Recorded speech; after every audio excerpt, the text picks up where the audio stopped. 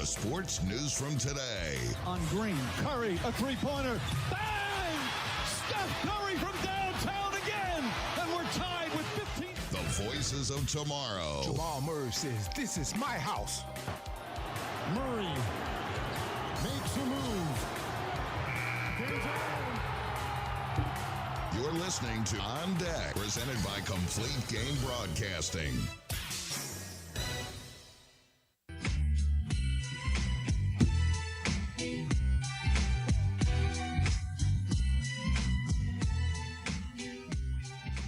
What's up, what's up, what's up? Welcome back to this edition of Old School, New School Sports Talk.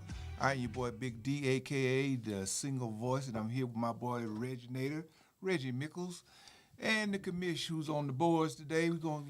How you doing today, commish? Doing well, guys. Doing well. Nice sunny Tuesday in Atlanta. It is. Yes, it is. No, it is. sunny and warm. It's been pretty. A little toasty, but it's been good. The humidity is definitely rising out here in the ATL.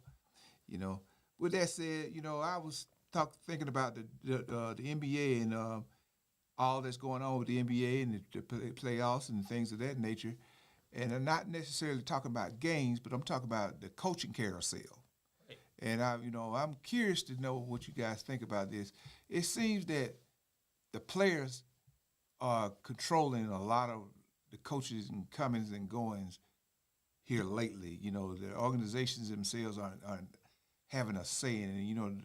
Why have a general manager and front office if you're gonna let your star players decide who's gonna be the guy sitting on the sideline coaching him? So what you say about that, Reggie? I agree to an extent. I agree with that. I'm assuming you're referring to like what happened with Cleveland when they fired J.B. Bickerstaff and Darwin Ham in Los Angeles, and it seems like everybody that's losing in the playoffs, coaches are being replaced. Yeah. Everybody, if you as long as you're winning or still playing, you got some job security. But once that series is over with, it seems like the losing team gets rid of their coach. Yeah, and if you look at like what both of those coaches, JB and Darvin, like if you look at kind of like the results, like I feel like from a result standpoint, I think both coaches did a good enough job. Like Cleveland, they beat Orlando in 7 games. They got to the second round. And granted, they had injuries, but all things considered, if you watch that series, like I thought they gave Boston like a respectable, series. Like they lost in 5, but like maybe like 4 of those games were competitive. So yeah, but Boston's been whopping everybody. Yeah, they've only lost 2 games in the entire. But my thing is like he like just from a result standpoint, like I thought he did a good enough job. Okay. And like same with the Lakers with Darvin Ham, like they won 46 games. Mm-hmm. They played Denver. Yeah, granted they lost to Denver, but it's Denver, and like that series was competitive. So I thought they did. I think both coaches did what they could with what they had as far as like the results. But I think where both kind of came short is like if you're not getting your players to buy in, if your star players don't like you, then it's just tough, It's tough for, especially with Donovan Mitchell. Like Donovan Mitchell's a free agent. He's gonna be a free agent soon. He's gonna be due for an extension. And so if you're Cleveland, you're looking at it like, okay, we have a coach who's pretty good, but at the same time you have your star player and probably other players on that team that don't buy into you. And so it's tough because if you keep the coach, you might lose the player.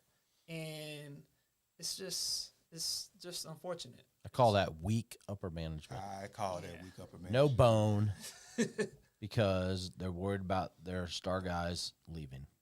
Yep. Yeah, it's just unfortunate. But at some point or another, the stars. I'm all about stars having some say in how things run in the organizations that but not only in the NBA, the NFL, Major League Baseball, they're all conglomerates, and they all those leagues are made up of many to make one.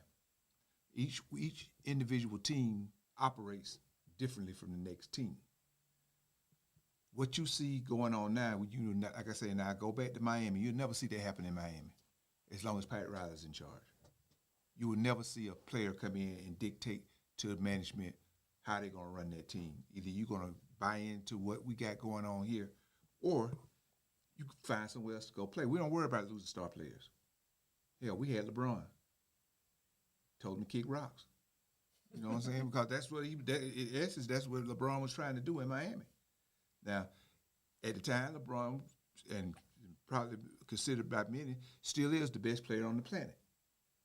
But management stuck to their guns, and they kept their core management team in place, not because of a player. And that, I know you think that I hate Trey. That's not what I hate Trey. But I hate their attitude, and I think Trey Young falls into that category of a coach killer. Yeah, because he got 2 coaches got kicked up out of here because he couldn't buy into their system. And so, but I'm changing my mind about Trey because I see now it looks like it's becoming league-wide.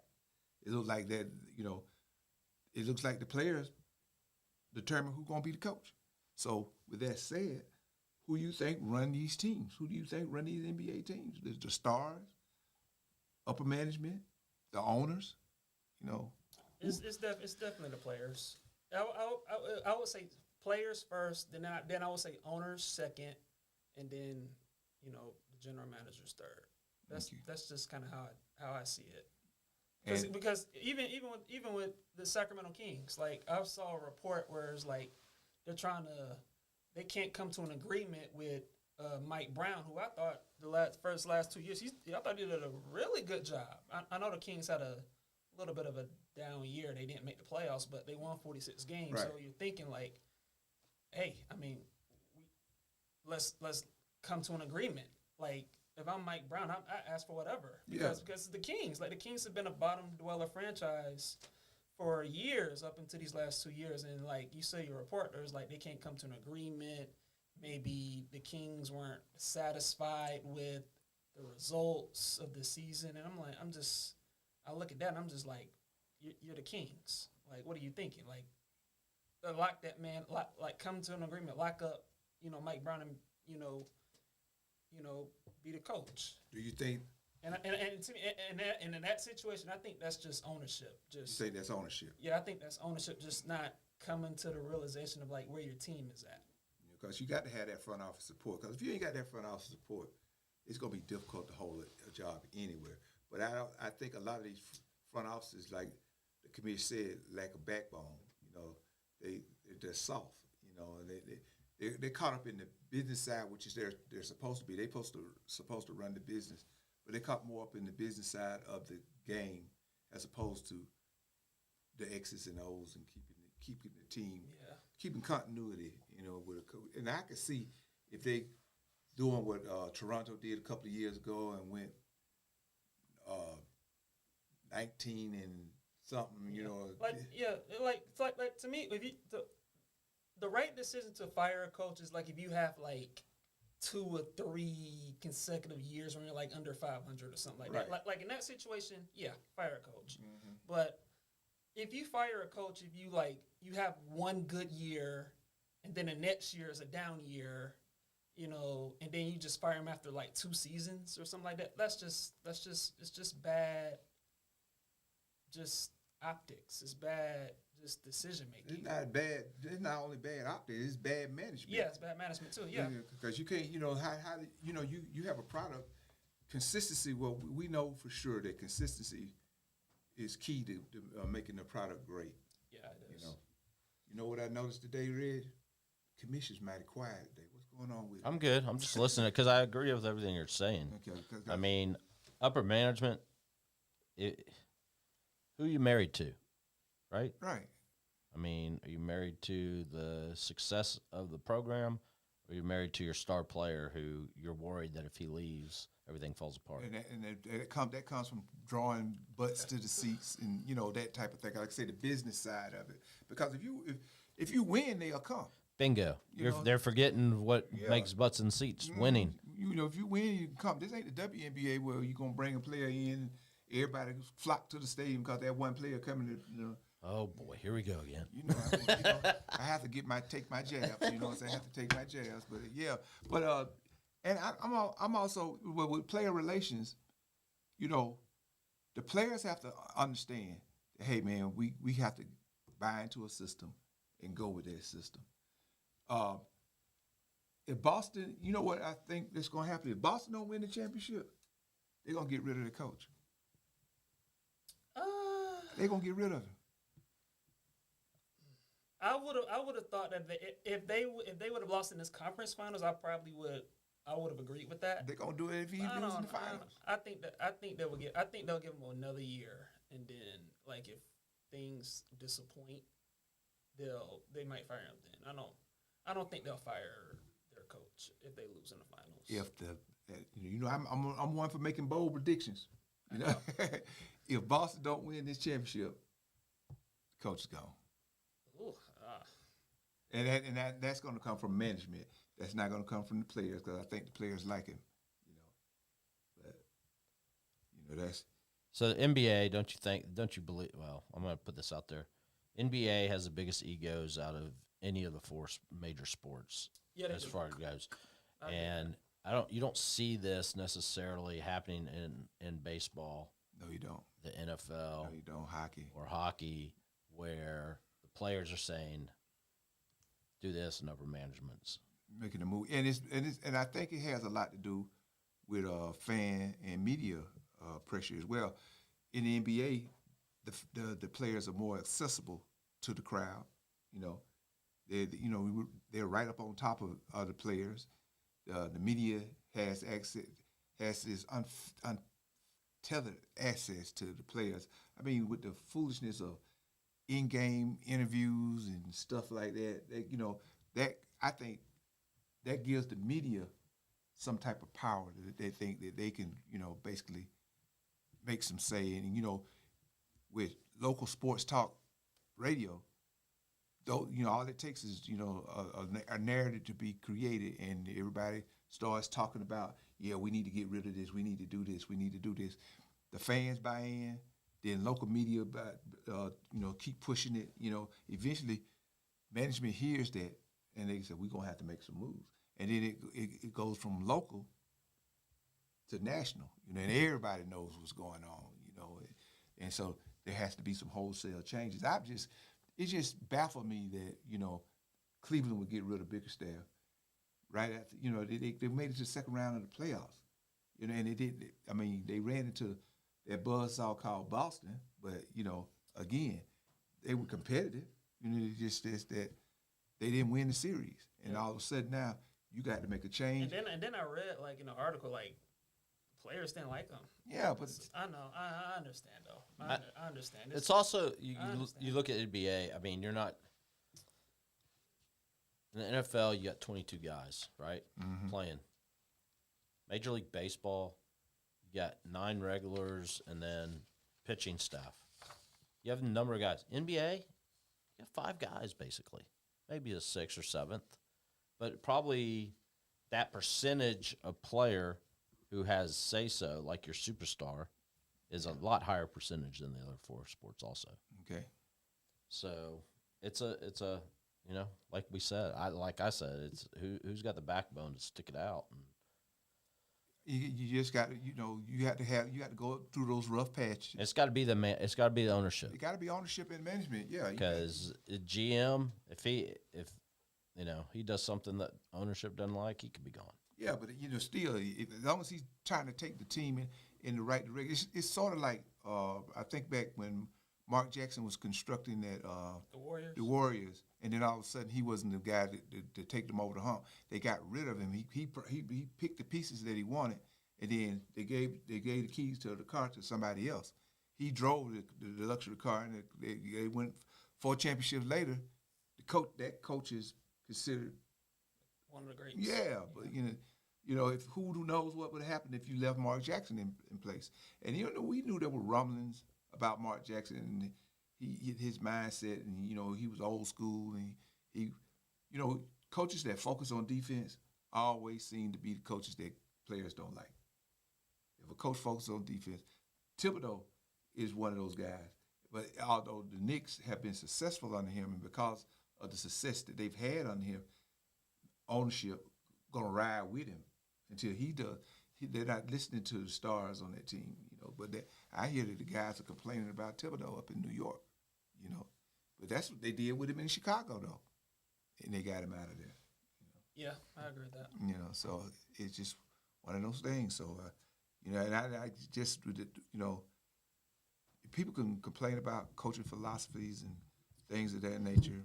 You know. Yeah, and as a fan, for me, like, I admit, like, I do have my complaints about coaches. Some of the decisions about, like, like in basketball, it's like, you know, you're not playing this guy. Why you're not playing this guy? Or, you know, schemes and things like that. But, you know, it's just sometimes you just don't know what the coaches are telling the players in the locker rooms and in practices and, you know, things. But do like you that. need to know? That's not our business. I know. That's the thing. You know, we as fans think that we're supposed to have a hands-on approach to whatever goes on with our local team. We supposed to know everything. You know, we supposed to be in it. We're gonna change from the Reginator to the armchair point guard.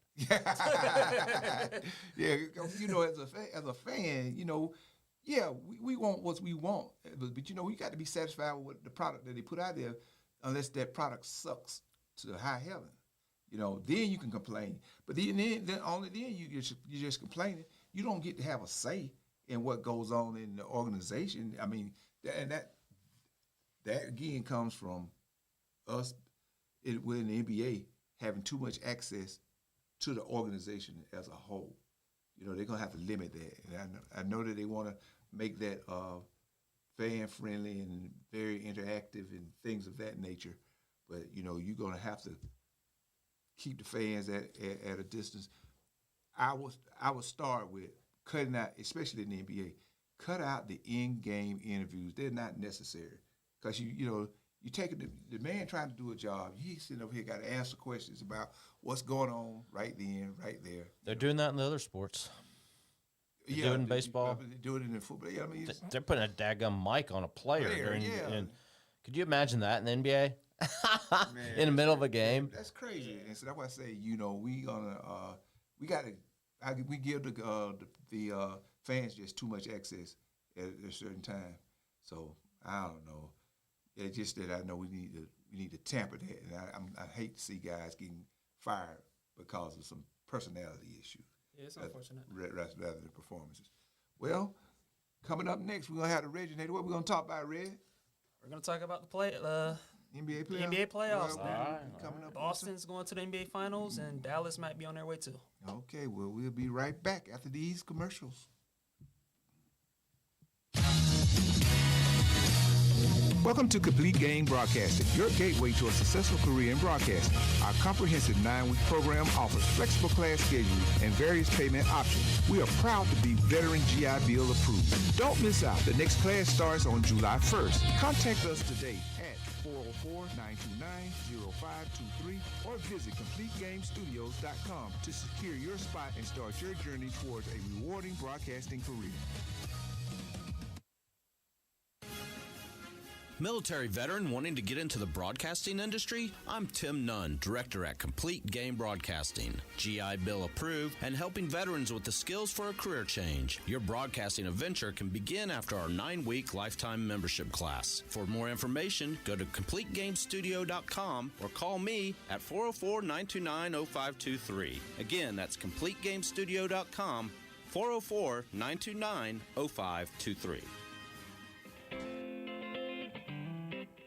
Are you tired of spreadsheets, boring endless video conferences, and your boss talking about things like cost analysis and workplace efficiency?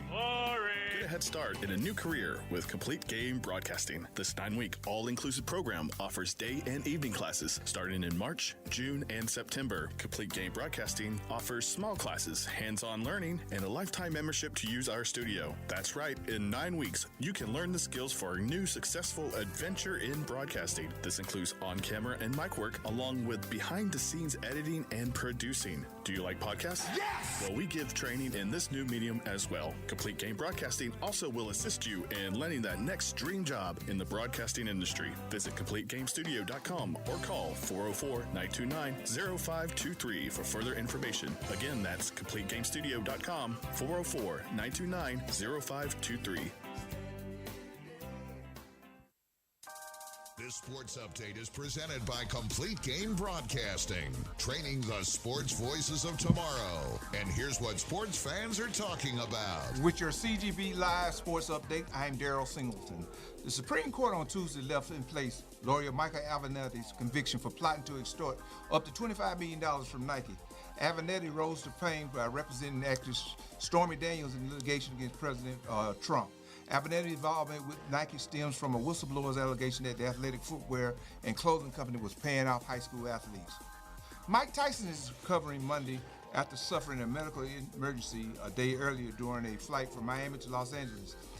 The 58-year-old boxing legend became nauseous and dizzy due to an ulcer flare-up 30 minutes before landing. Tyson is preparing to fight 27-year-old social media star turned boxer Jake Paul this summer. Rookie Caitlin Clark may be considered the WNBA's future, but Asia Wilson showed Saturday night why she's arguably the league's best current player with 29 points and 15 rebounds to lead the Las Vegas Aces to a 99-8 win over the Indiana Fever. Clark scored 8 points on 2 for 8, shooting 2 or 5 from the three-point line. Had 7 assists and 5 rebounds to go with 6 turnovers. It was the fewest points as a pro for Clark, who entered the NBA averaging 16.7 points. That's your CBG Live update. I'm Darryl Singleton.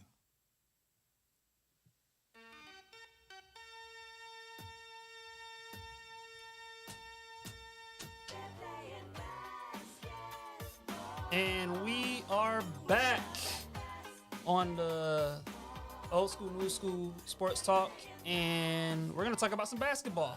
Yeah, let's talk, man. And look, as you guys know, the Boston Celtics beat the Indiana Pacers 105-102. They're going to the NBA Finals. And obviously, in the other matchup, the Mavs have their thing. They're up 3-0 over Minnesota. But starting with Boston, your thoughts? What are y'all thoughts on them beating Indiana, them going to the finals? Where do y'all stand? That series is experience over youth all day, every day. Every game was competitive. In all actuality, Indiana should have been up 3-1 if you want to be. There's only one game that Boston really, that was game 2, I think it was. Yes. All the other games, you leading, with minutes left on the clock, and then you lose those leads in the last minute. Yeah, that's and it's dumb stuff, turnovers, bouncing balls off of feet, and throwing the ball out of bounds, throwing through. It's not you missing shots. It's that you can't see. You get nervous and seeing the can't get the ball across the court, and do a play. It's the little detailed things. Yeah, the little things. But yeah, it wasn't by no means a 4-0 blowout series. No. I mean, it was a good competitive series. Mm-hmm. Same thing with sort of Dallas and Minnesota. Yeah. Yep. Like I say, with that, it was that experience. Boston's been there. They don't get rattled. They stay part to the course, and they just slowly but surely draw the guys back into them. And the one thing I'm gonna actually give Boston some credit on is I felt like the biggest weakness with them throughout the whole year is their late game execution. Like they would just late in the game, they would do too much one-on-one. Jason Tatum, your turn. Dribble, take a step back 3 and brick. Or Jaylen Brown, dribble, take a contested mid-range shot and miss. Or Drew Holiday dribbling the ball, turning the ball. Like I felt like with Boston, they've never been. They haven't been able to execute late in these games. And against Indiana, for the most part, they did that. They did a better job of executing. They made the right decisions. I thought Jaylen Brown late in the game yesterday, there was a play where he was guarding Andrew Nembhard, and Nembhard drove past him. He was going to the rim, and he recovered and blocked the shot. Mm-hmm. And then on the other end, I think he came and I want to say he ended up making a contested three. I'm trying to forgot, but he made some huge plays down the stretch. That's why he was named series MVP. I mean, and he deserved it. I get what you're saying, Reginator, but Boston's still sort of playing that isolation game. Somewhat. Even though, I think Indiana's youth had a lot to do with that at the end of games. Self-inflicted wounds with them. But that is true. But they've made plays down the stretch, and I think that I don't know if they're gonna beat Dallas in the finals. Like I still gotta do some thinking about that. But it does bode well that they can execute late in the game. Yeah. Because in the finals, if they are playing Dallas, you're gonna need to, considering what Dallas has with Luka and Kyrie. So like I say, Boston's been playing like Dallas has been playing. They be down late in games and then storm back and again it's nothing that either Boston or Dallas is doing. It's all self-inflicted wounds on the opposite team. I agree. And it's you play your heart out for 46 minutes, and then in the last two, everything goes to hell. And that's what's been happening. Speaking of Boston, we need to do a RIP for Bill Walton. Yeah. Big Bill passed away from cancer yesterday. And he was that goofy guy that could really play some basketball, man. He was not your typical NBA player, man. He was a character, that's for sure. He was a true hippie. No doubt. If you ever heard him do games for Pac-12, he was out there. Yeah, he was entertaining. He was very entertaining. Yeah, I wasn't allowed to see him play during his heyday, but as a broadcaster, I loved him. Like you guys said, he has a great personality. He was energetic. He would come up with nice catch lines and jokes, and he's gonna be missed. Yeah. I really enjoyed him on the broadcast when he was doing college games and NBA games. Mm-hmm. Like I remember him doing NBA games back in the day, and so. And the thing with him as a player, he played with 2 tore up knees, man. He had the raggediest knees in the NBA for sure. And medical technology wasn't as advanced today. I mean, back then as it is today. And can you imagine that dude with braces on his knees? He got out there, he gave you all these guys, he was running back up and down the court. That's mostly what I remember, especially when he came to Boston. Came to Boston as a role player and became, integral in the championship runs. He was just lucky. He was just glad to be on a team when he came to Boston. But he had an impact on a lot of the championships that he won with Bird. Like I said, he was just as energetic on that bench as he was on the broadcast booth. Yeah. So shouts out to Bill Walton. May he rest in peace. Yeah. And on Dallas and Minnesota, like, are you surprised that the series is this lopsided? I very am. I surely am. I just didn't see this coming. Again, I can't say youth versus experience, but I can say youth versus experience in this series as well, because Kyrie has been there. Luka hasn't been there, but he's sure riding his bandwagon now. He's acting like he's been there, even if he hadn't been there. And like you said, they're role players, Lively and all these other guys that's coming up. They're really contributing, and it's been said. Anthony Edwards poked the bear when he poked Kyrie Irving. When he threw down the gauntlet with Kyrie Irving. Yes, and I'm gonna guard him. And Kyrie's been teaching him. Yeah. I mean, Kyrie and Luka have been meshing like it's insane. Yeah, It'll be a good backcourt matchup, that's for sure. Yeah, those two versus Derek White and Drew Holiday. Yeah. As far as like in that matchup, I had Minnesota winning that series, and the reason why is I just thought Minnesota's depth would I know Dallas has Luka and Kyrie, but I thought their depth, Minnesota's depth would just win out, but it's a bad matchup. But the thing is, like, and I love him, but Cat, man, You're not. He's been awful, man. That's been pretty bad. Matchups, He can't make a shot. he's and you can tell it's affecting him because he's rushing, he's driving to the basket out of control. It's like he's losing a little confidence. But it's more about, like I say, your personnel. With Dallas, Minnesota has been fortunate enough to have the size. Their size matchup work well with Denver. Yeah. It ain't working well at all against Dallas. Them boys running past them like they stuck in mud. Yeah. And what's going to end up happening? Gobert gonna have to sit down. He to be the defensive player of the year. He has not shown anything on the defensive side of the ball. He's been a liability more so than he's been a plus. It's been a problem late though. I mean, if you watched it, like Minnesota, like if it's like the first 3 quarters or 3.5 quarters, like Minnesota's like ahead most of the time. Same way that could and then it's like the last 5 minutes is like Luka and Kyrie just they just take off. They get the ball, they switch, they go and pick and roll, and it's like they find Gobert, and Gobert's guarding Luka or Kyrie, and he's just getting anywhere he wants to go. And it is. It's just so they're gonna have to definitely. What's the young boy on Minnesota team that comes off? Nasri. Bring him out. Let him start. Hell, you gotta do something.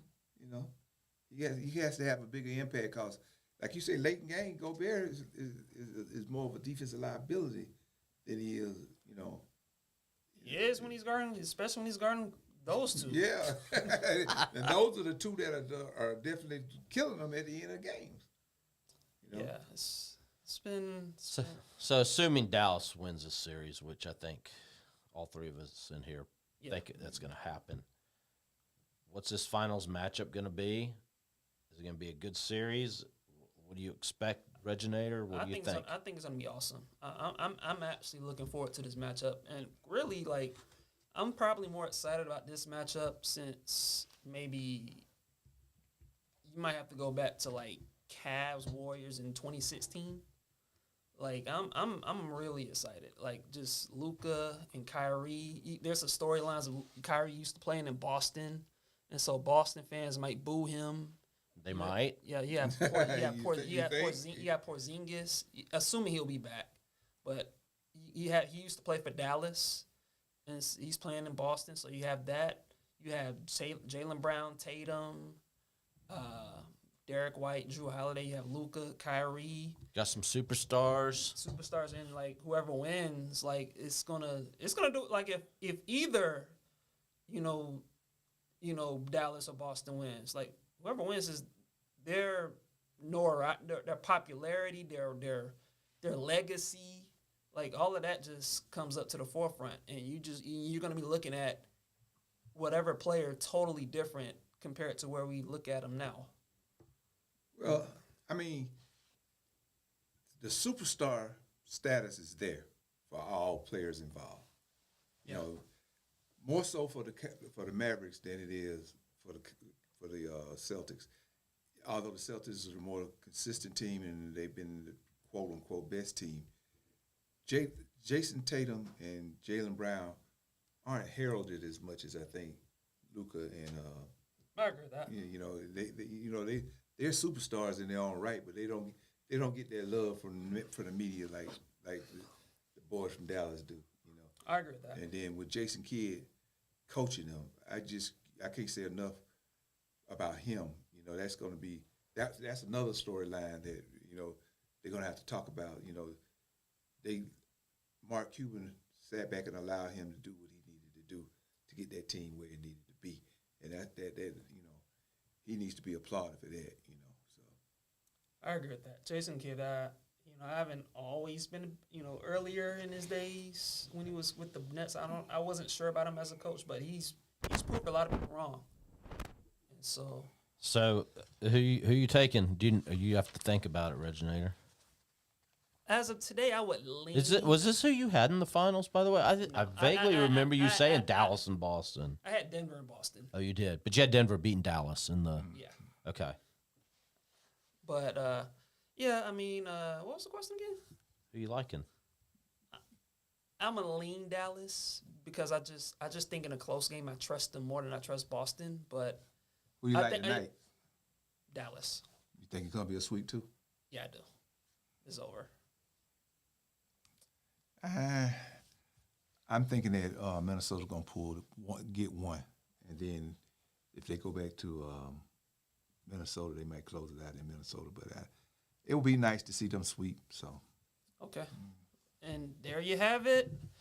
That's the segment of the NBA playoffs. Coming up next, we're gonna talk about NFL. Roger Goodell and how he's handling controversy. Okay, Oh boy. talk soon.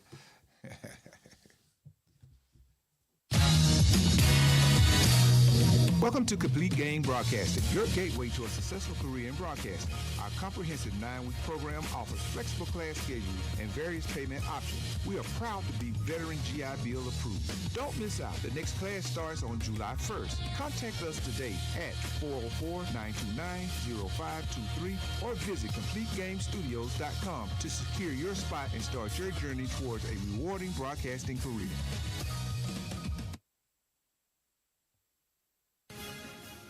Military veteran wanting to get into the broadcasting industry? I'm Tim Nunn, Director at Complete Game Broadcasting. GI Bill approved and helping veterans with the skills for a career change. Your broadcasting adventure can begin after our 9-week lifetime membership class. For more information, go to CompleteGameStudio.com or call me at 404-929-0523. Again, that's CompleteGameStudio.com, 404-929-0523.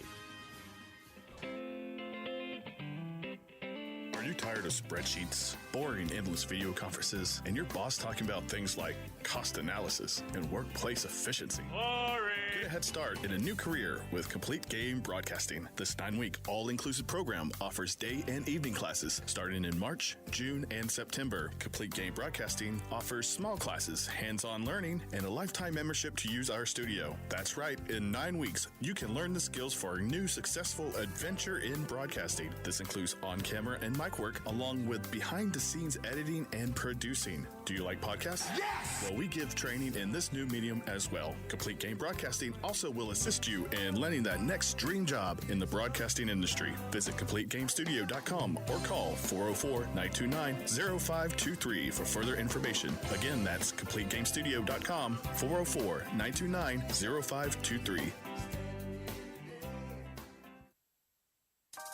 This sports update is presented by Complete Game Broadcasting, training the sports voices of tomorrow. And here's what sports fans are talking about. This is your CGB Live Sports Update. I'm Reggie Mickles. The Boston Celtics defeated the Indiana Pacers 105-102 and are advancing to the NBA Finals for the second time in 3 seasons. Jaylen Brown led the way with 29 points and won the Eastern Conference Finals MVP.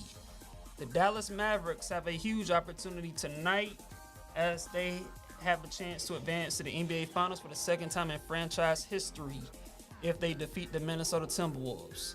The last time the Dallas Mavericks were in the NBA Finals was in 2011. In baseball news, Atlanta Braves outfielder and superstar Ronald Acuna Jr. tore his ACL on Sunday and will miss the remainder of the season. This is the second ACL injury that he has suffered since 2021. The Atlanta Braves are currently 30-21 and sit just 6 games back of the Philadelphia Phillies. And that is your CGB Live Sports Update. I'm Reggie Mickles, known as the Reginator.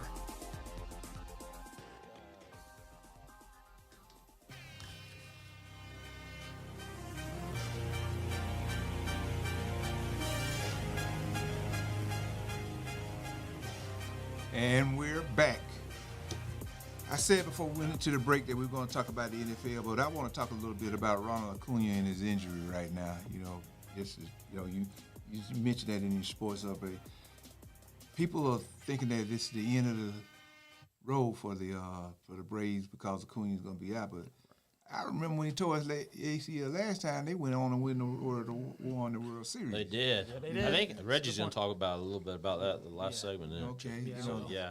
Tough We'll break. save Tough that break one. for the Bravos, that's for sure. Yeah. We'll save a little bit for that. But yeah, you're right about that. yeah, okay. Well, getting back to what I normally talk about, you know, I like to talk about the cutting edge, the stuff that ain't got nothing to do with sports, but the all the minutiae that surround sports. And there's been a lot of talk lately about Roger Goodell and how he handles controversy when it comes to athletes. Just recently, Harrison Buckner, the kicker for the Kansas City Chiefs, made some remarks and statements at a commencement speech that offended a lot of women. Even the nuns at the Catholic school, they spoke out against him. And so Goodell's, his statement was, we have over 3,000 players, and we have executives around the league that have a diversity of opinions and thoughts, just like America does. I think that's something that we treasure as a league, and that's part of it. He said, I think ultimately it will make society better. He didn't seem to have that same attitude when Colin Kaepernick was kneeling down on his knee. Yeah. You know what I'm saying? And those same executives and all these people that are in the league, they were right there with him. They didn't have that diversity type of feeling either back then. You know, they wanted to excoriate the guy, but they didn't know how to do it without making it be obvious that it was going to look a little racist. Back then, Goodell and league owners and executives, they condemned Kaepernick for his action and called his behavior, for the most part, un-American. And he offended a segment of. He really didn't offend anybody because wasn't nobody even really paying attention to him. So somebody saw him back there kneeling, and then I think the former president got involved, and that's when it blew up. I think if the former president had stayed out of it, it wouldn't have blew up like it did. And it was only after the death of George Floyd that Goodell, said that he would like to apologize to Kaepernick. And he said the first thing he would have done, he wished he would have listened to Kaepernick about what he was protesting about a little earlier than, just to jump out there and attack him. So my question to you, what you think about Goodell and how he's handling these little controversies? I don't think it's right. I think, it's a little fishy, and I wouldn't blame anyone who would feel that compared to what Kaepernick did, compared to what the Buckner, that's his name, compared to what he did. I wouldn't care. I wouldn't blame anyone to think it was a little racist or fishy or whatever, because I don't think it's right. And the sad thing about it with Buckner, he didn't grow up in an environment like that. His mom is a world-class clinical nuclear physicist. She does radiation treatment on the body. She worked the whole time he's from here in Atlanta. He's from here. He grew up here, went to high school here, kicked for Tech, and then went on and went to the NFL. And although I understand what he was saying, if you're in a position to do so, if your wife can stay home and work, but why go to school and bust your butt all the time to get a degree, only to go home and sit and take care of kids and not put that degree? That's a waste of money. If that's your goal in life, then hey, you meet him where you meet him.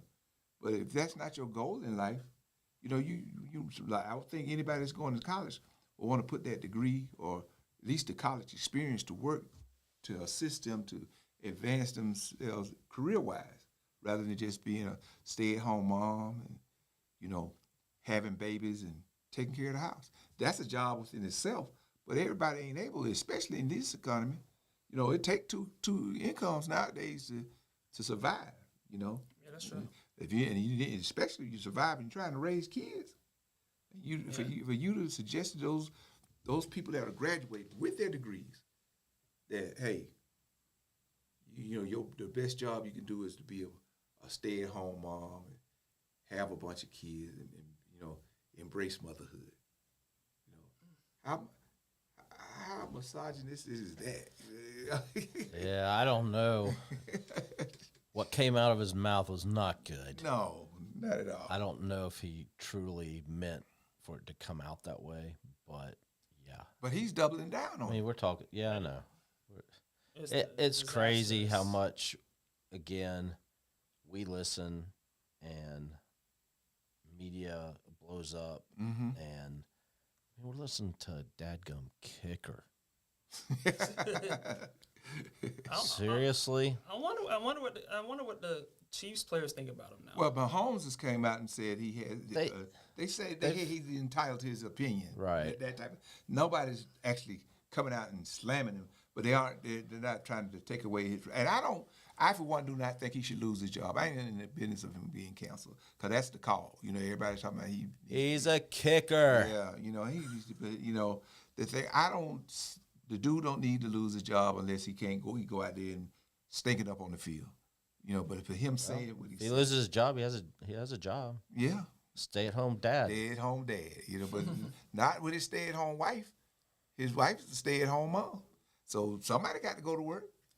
You know, so I gotta imagine his teammates aren't they can't be too thrilled. well, Even though they're not gonna say it publicly, if you're at OTAs or you're at training camp or something and you see him, Oh man, they're walking a very thin line, right? Because they can't act thrilled. No, but they because can't what ostracize they have to him. go home Right. Mm-hmm.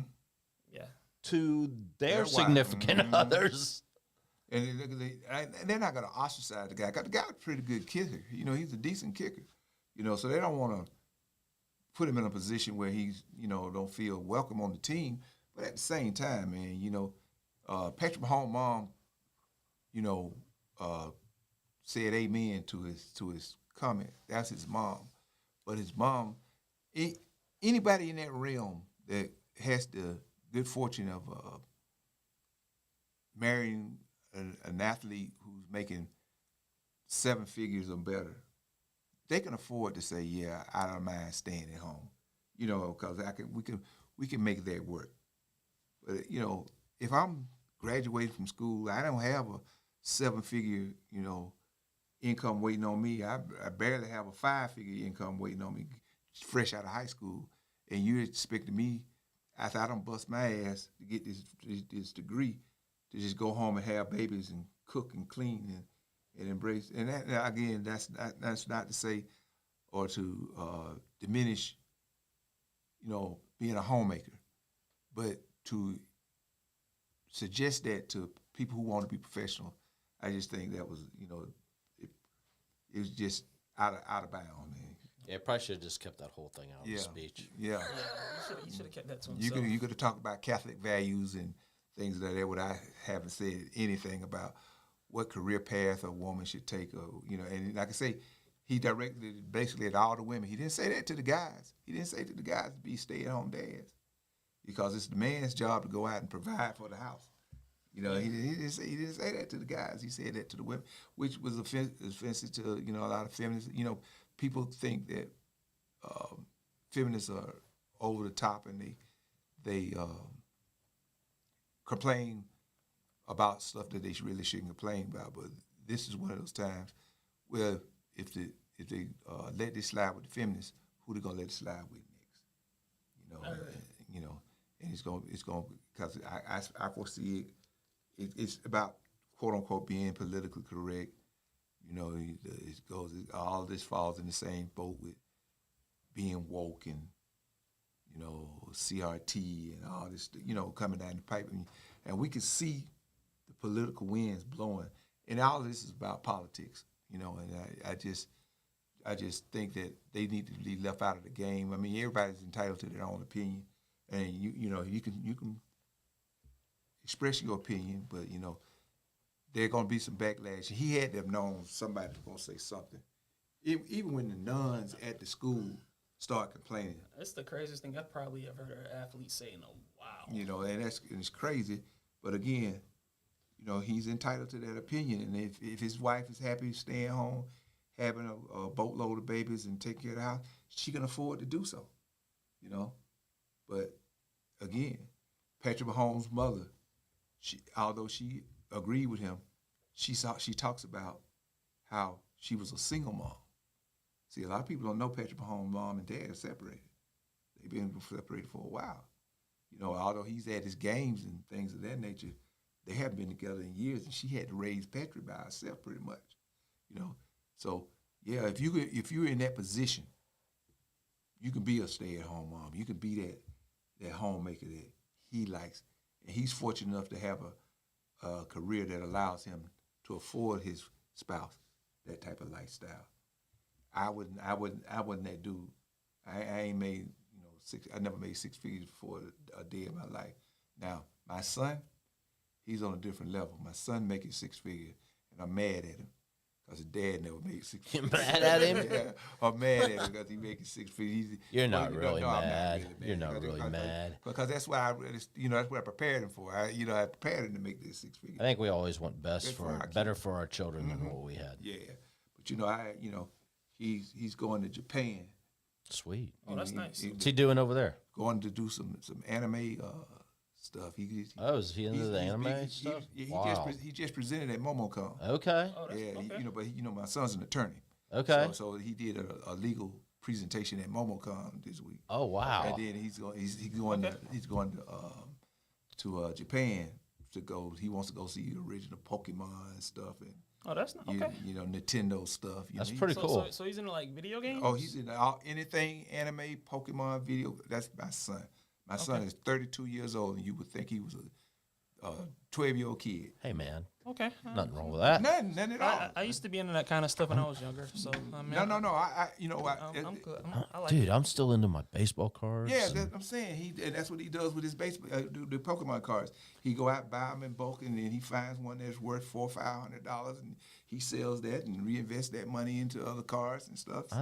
Reggie, I think the single voice needs to find his youth again. I agree. Well, coming up next, we're going to go into a commercial break, and then we're going to have the originator. I guess we're going to talk about Ronald Acuna and his devastating injury. So we'll be right back after these commercials.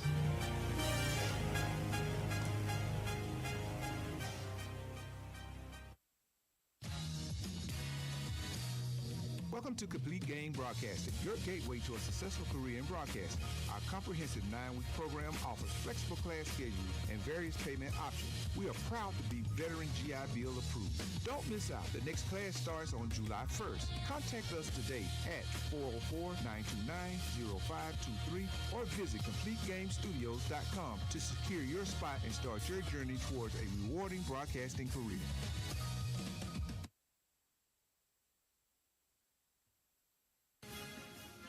Military veteran wanting to get into the broadcasting industry? I'm Tim Nunn, director at Complete Game Broadcasting. GI Bill approved and helping veterans with the skills for a career change. Your broadcasting adventure can begin after our 9-week lifetime membership class. For more information, go to CompleteGameStudio.com or call me at 404-929-0523. Again, that's CompleteGameStudio.com, 404-929-0523. Are you tired of spreadsheets, boring endless video conferences, and your boss talking about things like cost analysis and workplace efficiency? Get a head start in a new career with Complete Game Broadcasting. This 9-week all-inclusive program offers day and evening classes starting in March, June, and September. Complete Game Broadcasting offers small classes, hands-on learning, and a lifetime membership to use our studio. That's right, in 9 weeks, you can learn the skills for a new successful adventure in broadcasting. This includes on-camera and mic work, along with behind-the-scenes editing and producing. Do you like podcasts? Yes! Well, we give training in this new medium as well. Complete Game Broadcasting also will assist you in landing that next dream job in the broadcasting industry. Visit CompleteGameStudio.com or call 404-929-0523 for further information. Again, that's CompleteGameStudio.com, 404-929-0523. This sports update is presented by Complete Game Broadcasting, training the sports voices of tomorrow. And here's what sports fans are talking about. With your CGB Live sports update, I'm Darryl Singleton. The Supreme Court on Tuesday left in place lawyer Michael Avenatti's conviction for plotting to extort up to $25 million from Nike. Avenatti rose to fame representing porn star Stormy Daniels in litigation against former President Donald Trump. Avenatti's involvement with Nike stems from a whistleblower's allegation that the athletic footwear and clothing company was paying high school players. Mike Tyson is recovering Monday after suffering a medical emergency on a flight from Miami to Los Angeles, his representative said. The 58-year-old boxing legend became nauseous and dizzy due to an ulcer flare-up 30 minutes before landing. Tyson is preparing to fight the 27-year-old social media star turned boxer Jake Paul this summer. Rookie Caitlin Clark might be considered the WNBA's future, but Asia Wilson showed up Saturday night and showed why she's arguably the league's best current player with 29 points, 15 rebounds to lead the Las Vegas Aces to a 99-80 win over the Indiana Fever. Clark scored 8 points on 2 for 8 shooting, 2 of 5 from the three-point line, had 7 assists and 5 rebounds to go with 6 turnovers. It was the fewest points as a pro for Clark.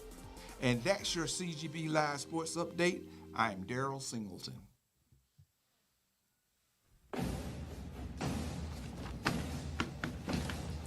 And we are back on the Old School, New School Sports Talk.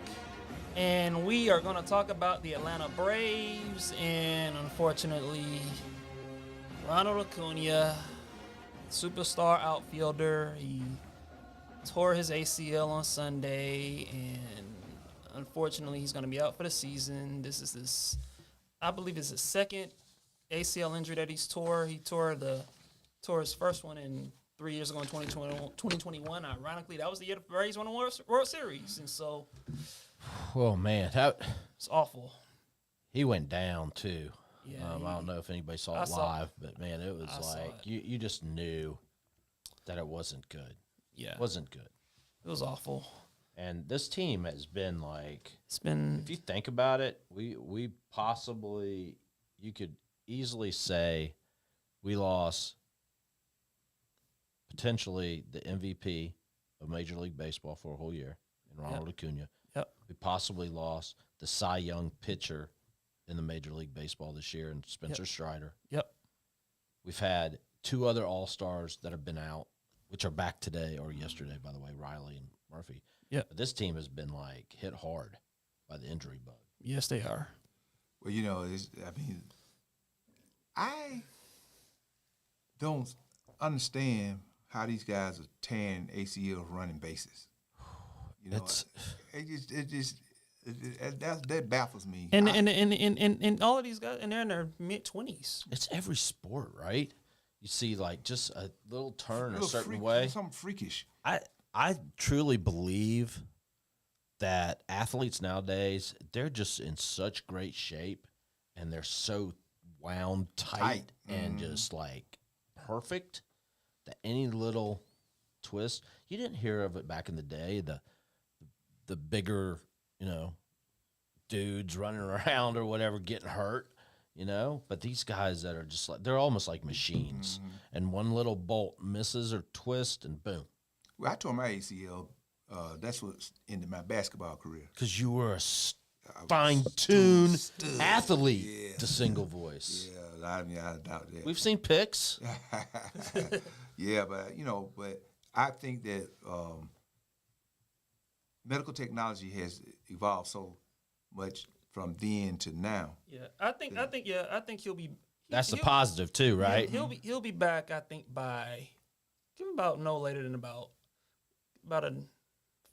8-10 months maybe. Oh, he'll be ready next season. Yeah, he'll be ready next season. But I remember when I tore my ACL. He'll be ready, but like at the same time, it's like, when will he be back to being the old Ronald? Because even when he came back, it took him 2 years, right? Yeah. You saw that hesitation. Yeah, he struggled, and then last year, that's when he was going. So we're talking about like he'll be back, but it's like it might be by like 2026 by the time he's like the guy he. Well, I hope not. I hope not. Well, maybe like late 2025 or whatever. But it's going to take a minute for him to get back to his old form. It shouldn't. Because I'm basing this off experience. I remember when I tore my ACL, I was out for 8 weeks without even putting any weight on my leg. That's a total of 8 weeks. My son tore his ACL in 2011. Technology had improved so much that they sent him home the same day. I was in the hospital for at least 2 weeks after I had ACL surgery, before I was even released to go home. My son had his surgery on an outpatient basis. Sent him home with a machine to flex his knee. The machine flexed his knee for probably a week and a half. my son was back at school. You know, It's ACL's a whole new ball, and it's different for baseball players just because they do weird cuts, right? And they do weird turns on bases or whatnot. And the thing with Acuna, like the one thing he's special at is just stealing bases. Sure. Yeah, but I'm looking at getting him back in the shape to run and do those cuts. It shouldn't take as long as we. I mean, you got to round the bases right. You don't see the. How do I put it? Like in football, it's different. It's a speed game, right? Yeah. Like you can see quicker recoveries and quicker returns to the game. I mean, I saw that. I mean, you see it personally too. Like I remember Deshaun Watson when he was at Clemson. He tore his ACL, and he kept playing. Nobody knew. I mean, he played the rest of the quarter. Just put a brace. He also had a guy by the name of Amari Rogers, tore his ACL spring, and he was back by the end of the season playing. Baseball's a little bit different because you're making those side-to-side lateral cuts more and rounding bases. It's just. But that's the thing. I just can't see how that.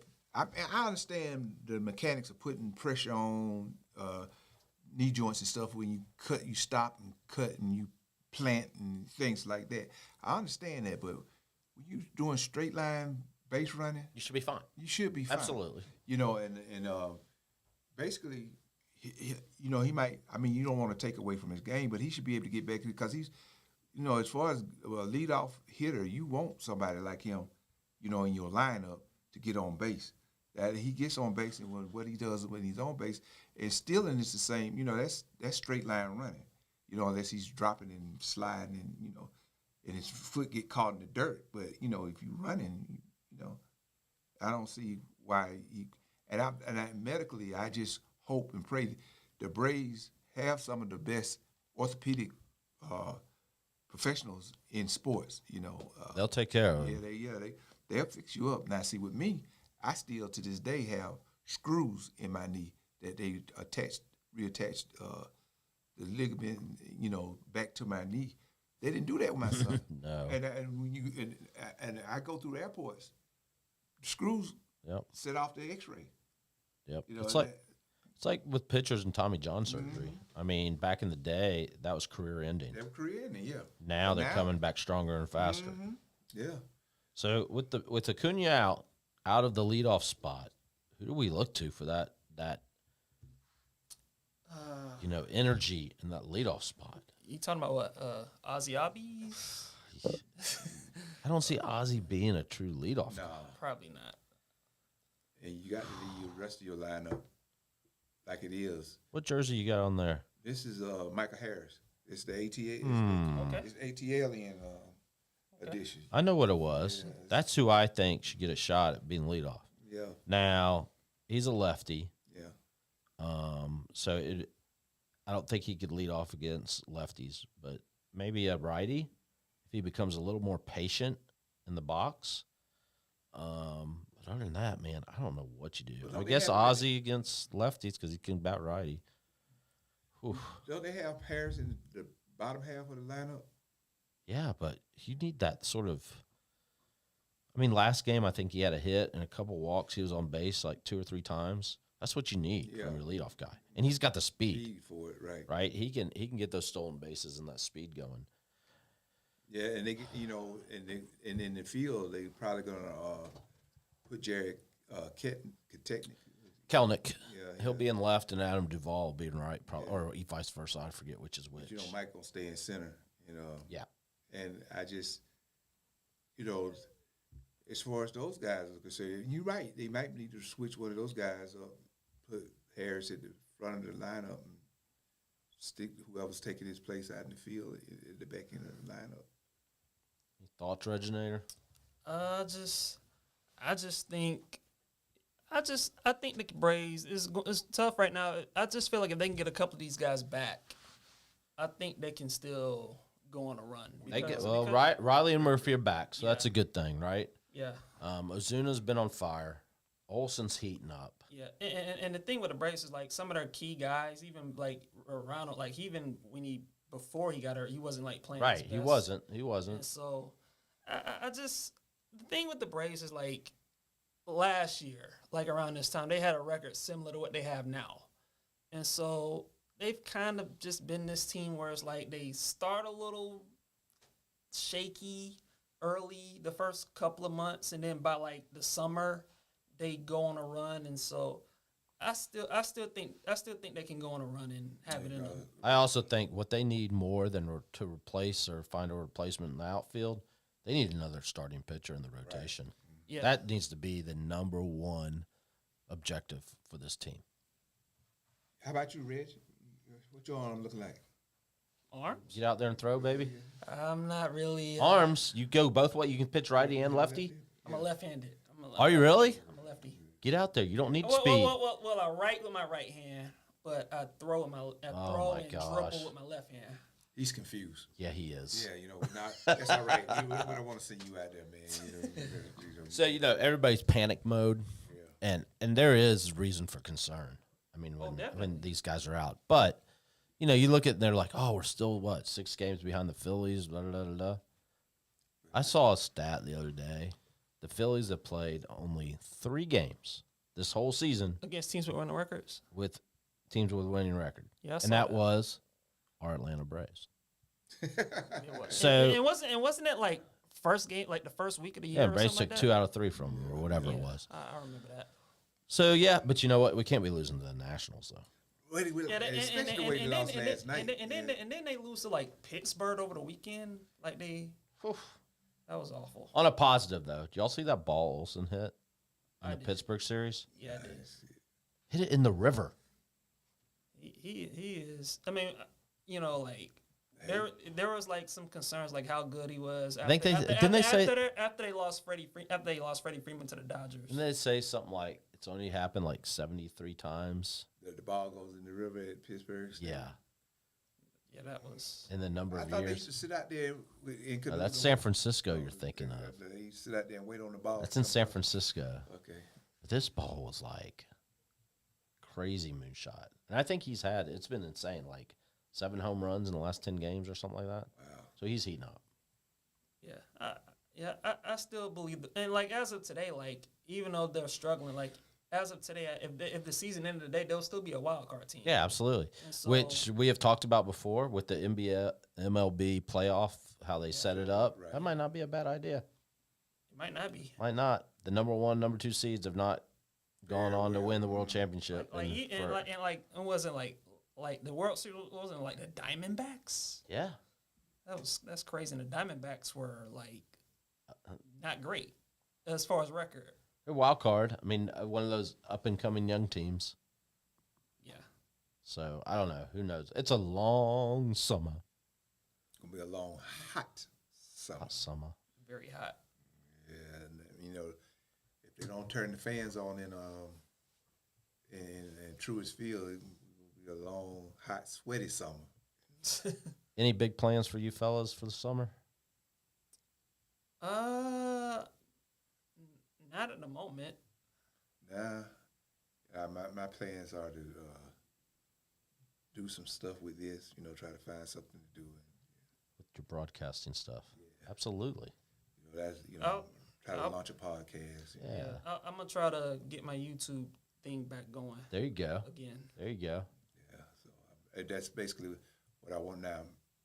If things work out the way I want them to work out, I'll be in the Metro DC area, but I can't say too much about it because everything's still on the wraps. Right? Gotcha.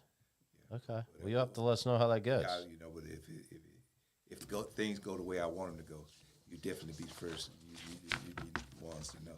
Yeah. No big plans here for the commish.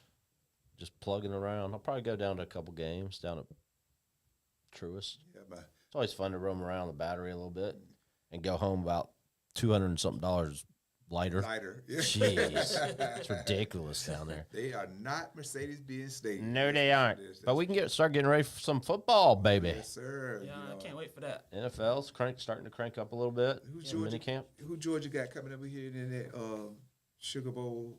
Chick-fil-A Classic. Aren't they playing? My Tigers, baby. Oh yeah, Clemson. My Clemson Tigers. Those little pussycats up the road. Yeah, we're gonna be better. I don't know if we can hang with Georgia.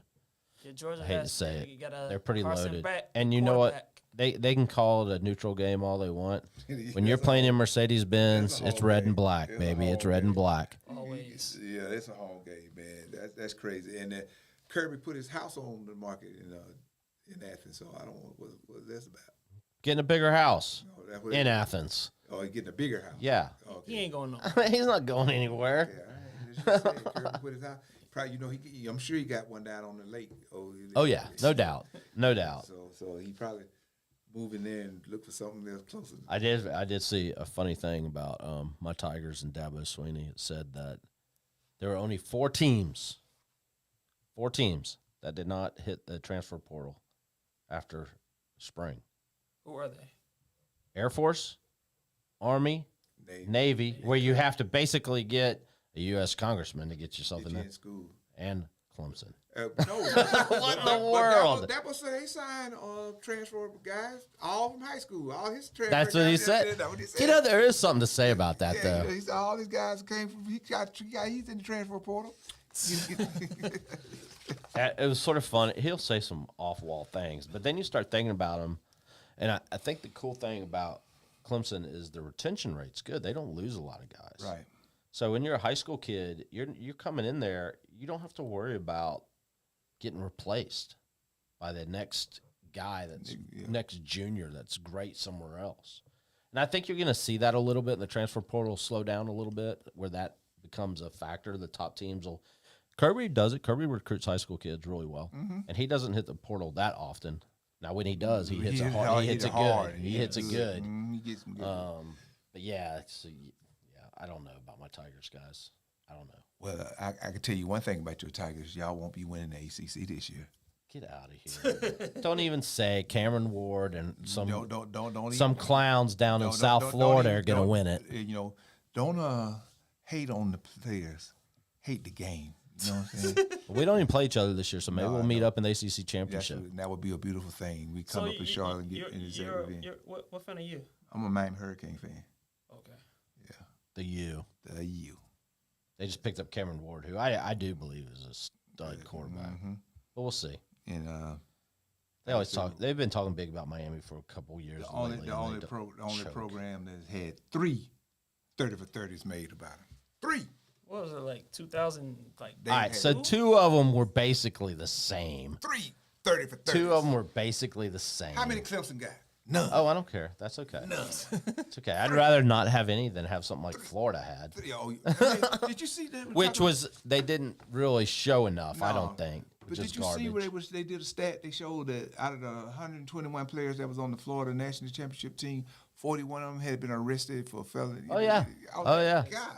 There you go, Urban Meyer. That's what Urban Meyer is all about. Man, talk about getting some dogs. He got some dogs that he can keep criminals. on the leash. He can keep on the leash. I will give another, I do wear orange colored glasses.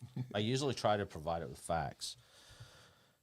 They did graduate, they have the, what's it called? The graduation, I forget what, GRC or something, I don't know, rate, whatever, for 3 or 4 years they did the rate.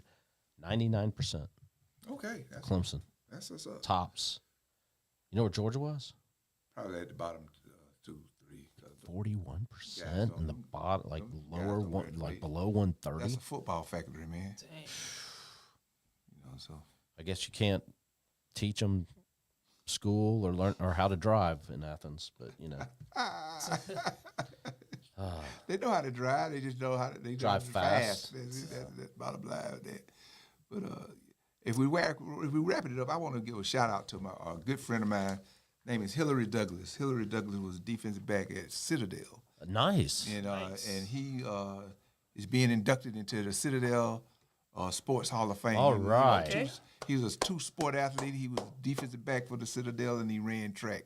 So he's the third game of the year. They're gonna have a Hall of Fame induction. He's getting inducted. So the Citadel Bulldogs. I know you watching, Hillary. Shouts out to you, my brother. Congrats, Hillary. Congrats, That's awesome. Hillary. Yeah. So until next week, fellas. What are we listening to? What is this show called? It's the Old school, Yeah. new school sports talk. Till next time. Yes, sir. Peace We're and out. blessings. Peace.